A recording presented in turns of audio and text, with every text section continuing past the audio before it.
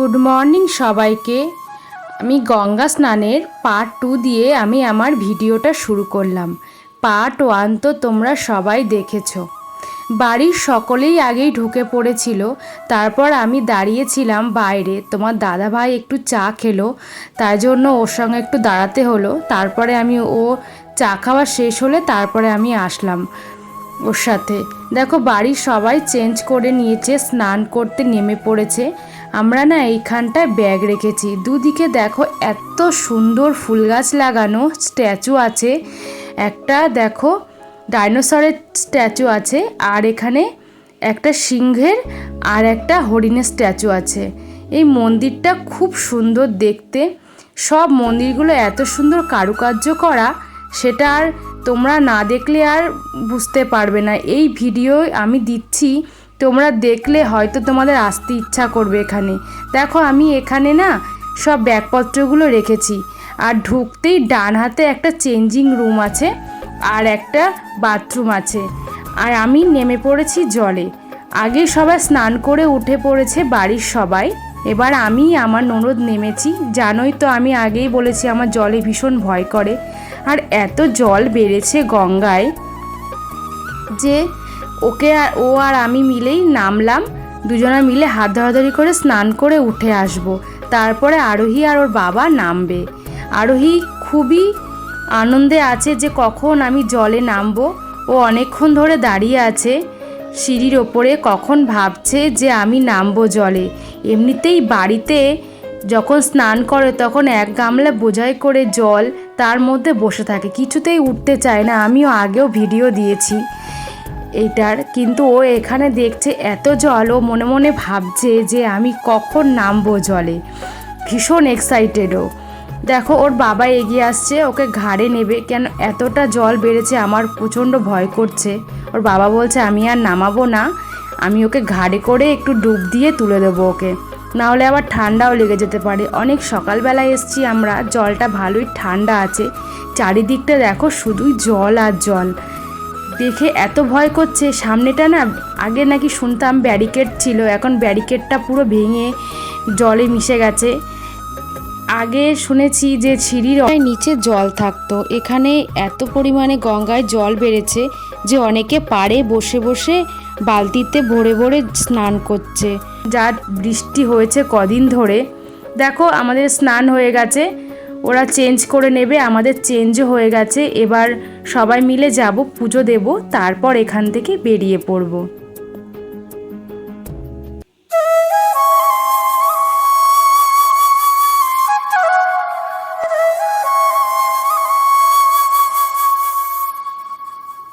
দেখো এইটাই সেই কালী মন্দির। আমি বলেছিলাম যে স্নান করে উঠে পুজো দেব।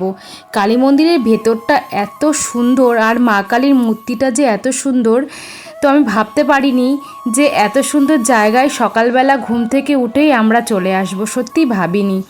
এসে সত্যি গঙ্গা স্নান আমাদের সার্থক হলো। দেখো এখানে একটু পুজো দেব, কিন্তু শুনছি এখানে 12:30টার সময় পুজো শুরু হবে। তো এখানে যা এনেছি পুজোর জিনিস, সন্দেশ টন্দেশ এখানে রেখে, ফুল রেখে আমি চলে যাব। তবে একটু ধূপকাঠি ধরিয়ে ঠাকুরগুলোকে একটু দেখিয়ে নিলাম, তারপরে আমরা এখান থেকে বেরিয়ে যাব। অতক্ষণ তো থাকা সম্ভব না। দেখো আমি একটা ঠাকমার মুখ দেখা গেল। আমি আগের ব্লগে না বলতে ভুলে গিয়েছি, আমাদের সাথে একটা ঠাম্মা এসেছিল, ওটা আমাদের বড় ঠাম্মা হয়। তো ওই ঠাম্মা না ভীষণ আনন্দ করতে করতে আমাদের সাথে এসেছে, উনি খুব আনন্দপ্রিয়। আরও একটা মন্দির তোমাদেরকে দেখালাম যেখানে আমরা ব্যাগপত্র রেখেছি, সেই মন্দিরটাতেও একটু পুজো দিয়ে আমরা এখান থেকে বেরিয়ে যাব। ঠাকুরমশাইকে বলে দিলাম যে নামগোত্রটা লিখে দিয়েছি, উনি ওনার মতো পুজো দিয়ে দেবে। ঠাকুরের যদি একটু পুজো দেখে যেতে পারতাম, নিজে হাতে দিয়ে যেতে পারতাম, খুবই শান্তি পেতাম, কিন্তু সেটা আর হলো না। আর কি করা যাবে, ওনাদের তো মন্দিরের নিয়ম আছে, যে টাইমে ওনারা খোলে সেই টাইমেই পুজো করবে। তো সামনের ওই মন্দিরটাতে পুজো দিয়ে এবার আমরা আস্তে আস্তে এখান থেকে বেরিয়ে পড়ব।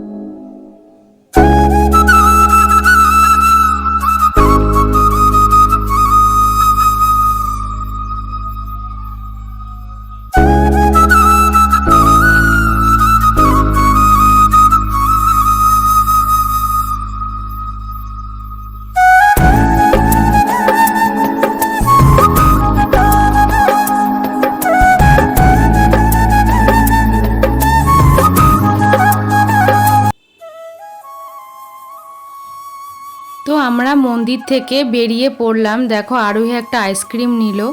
তো এখানকার সামনেই টোটো আছে, এখান থেকে টোটো ধরে নেব।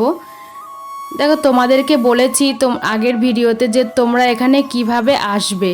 তোমরা যারা শিয়ালদা থেকে আসবে তারা এখানে শিয়ালদা থেকে রানাঘাট লোকালে উঠে রানাঘাটের আগে স্টেশন পায়রাডাঙ্গা, তোমরা পায়রাডাঙ্গা নামবে। আর যারা তোমরা গেদে থেকে আসছো তারা রানাঘাটের পরের স্টেশন পায়রাডাঙ্গা, তোমরা এখানে নামবে।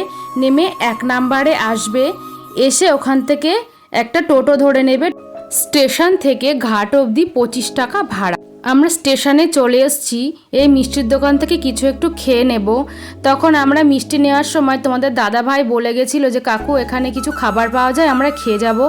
বলেছে হ্যাঁ এখানে পাওয়া যায়, তোমরা এখান থেকে খেয়ে যেতে পারো।